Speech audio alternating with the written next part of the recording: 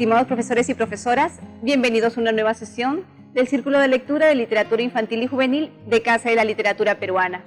Hoy compartiré con ustedes un fragmento del capítulo 14 de la novela El rumor del oleaje, del autor japonés Yukio Mishima.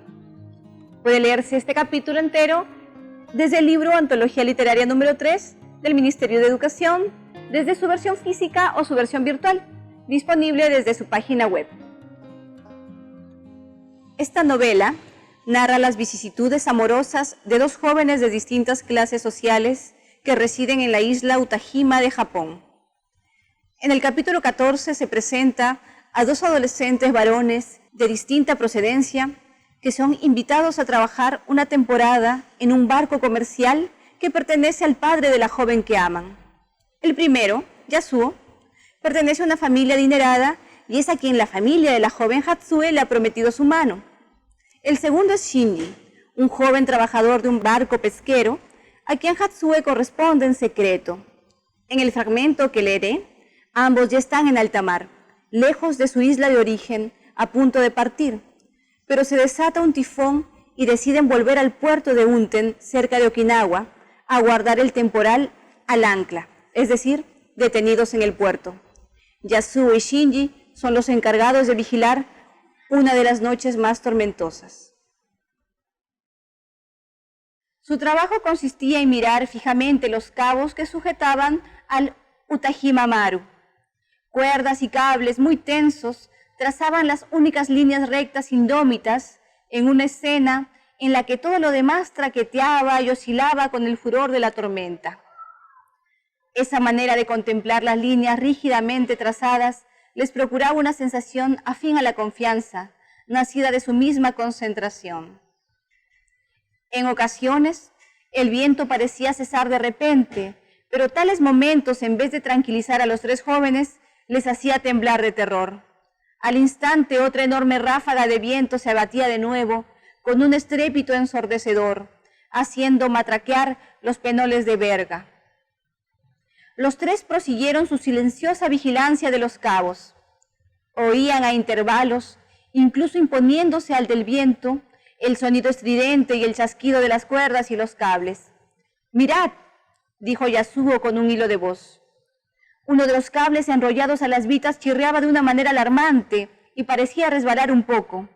Las vitas estaban directamente ante sus ojos y los marineros percibieron una alteración muy ligera, pero siniestra, en la manera en que los cabos estaban enrollados en aquellos postes.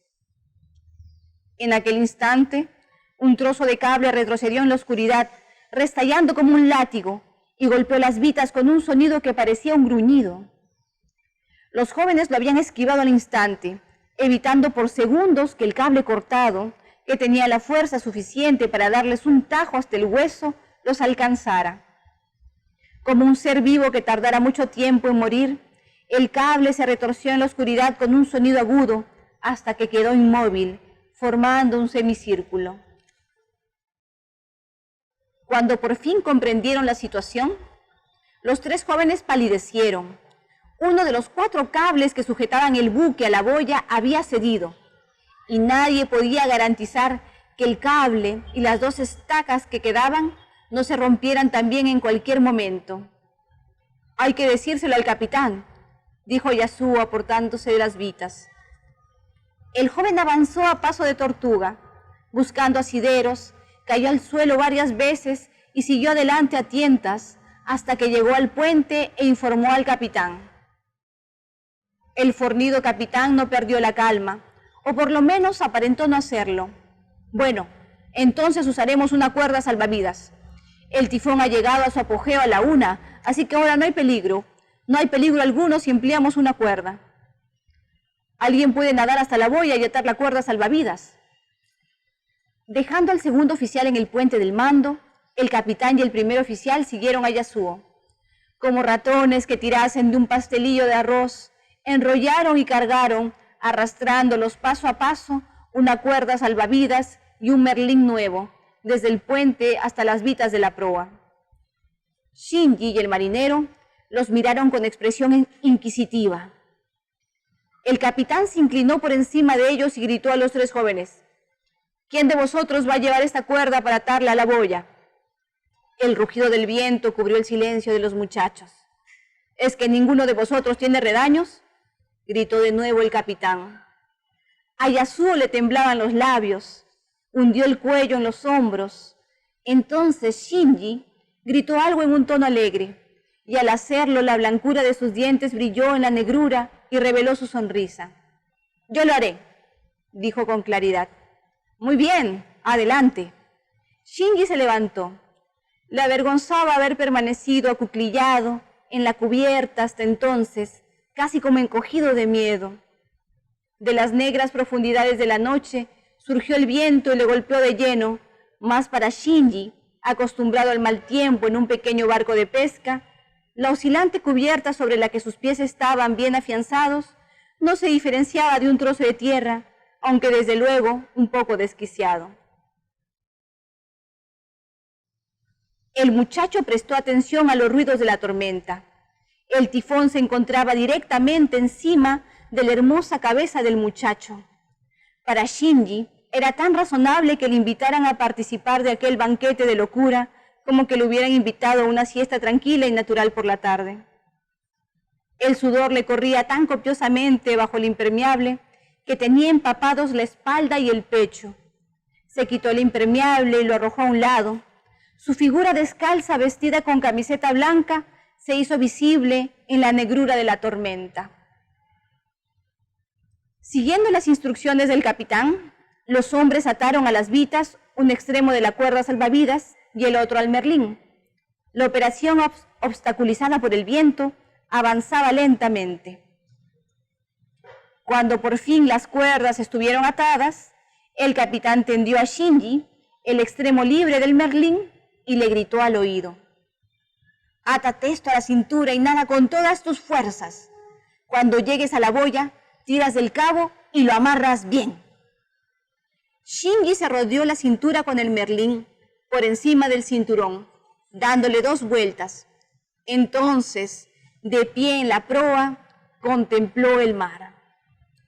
Bajo la espuma, bajo las cabrillas que se desintegraban al romper contra la proa, estaban las olas totalmente negras, invisibles, que se retorcían y enroscaban. Seguían repitiendo sus movimientos amorfos, ocultando sus caprichos incoherentes y peligrosos. Apenas una de ellas parecía a punto de erguirse y hacerse visible a los marineros cuando se desplomaba y volvía a ser un abismo remolineante e insoldable.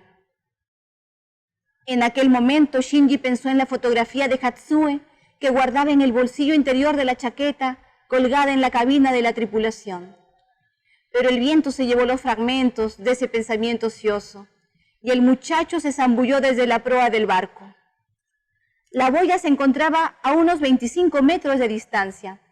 A pesar de su gran fortaleza física y de su confianza en que no iba a abandonarle, y también a pesar de su capacidad para nadar alrededor de su isla natal 5 veces seguidas, seguía pareciendo imposible que todo ello bastara para cruzar la inmensidad de aquellos 25 metros.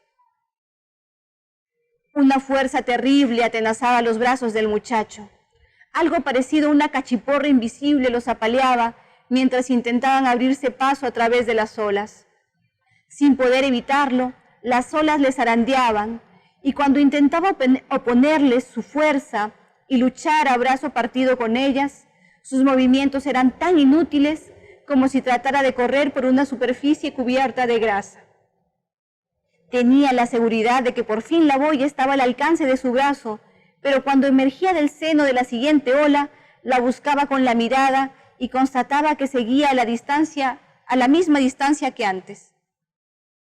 El muchacho nadaba con todas sus fuerzas, y centímetro a centímetro, paso a paso, la enorme masa del enemigo retrocedió, despejándole el camino. Era como si un taladro atravesara lo más duro de una roca maciza. La primera vez que su mano tocó la boya, perdió el asidero y el oleaje le apartó de él. Pero entonces tuvo la fortuna de que otra ola le empujara hacia adelante, y cuando parecía que su pecho iba a chocar con el borde de hierro, lo alzó y con un solo movimiento lo depositó sobre la boya.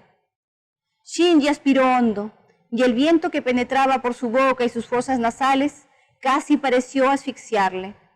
En aquel instante le pareció que jamás podría respirar de nuevo, y durante un rato incluso se olvidó de la tarea que debía realizar.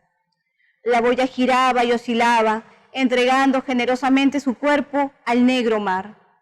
Las olas inundaban sin cesar la mitad de su superficie, derramándose de una manera tumultuosa. Tendido de bruces para que el viento no lo derribara, Shinji empezó a desatarse la cuerda enrollada a la cintura. El nudo estaba mojado y era difícil aflojarlo. Cuando por fin consiguió desatarlo, empezó a tirar del merlín. Al leer el fragmento de esta novela, ¿lograron formar imágenes mentales de los espacios, los objetos y los personajes incluidos? ¿Qué elementos de la narración creen que logran este efecto? Y, por último, ¿por qué motivos creen que Shinji decide ser él quien arriesgue su vida para atar la gran cuerda a la boya? Son algunas de las preguntas que les planteamos para iniciar nuestra conversación literaria. Esperamos sus respuestas en la sección comentarios. ¡Hasta luego!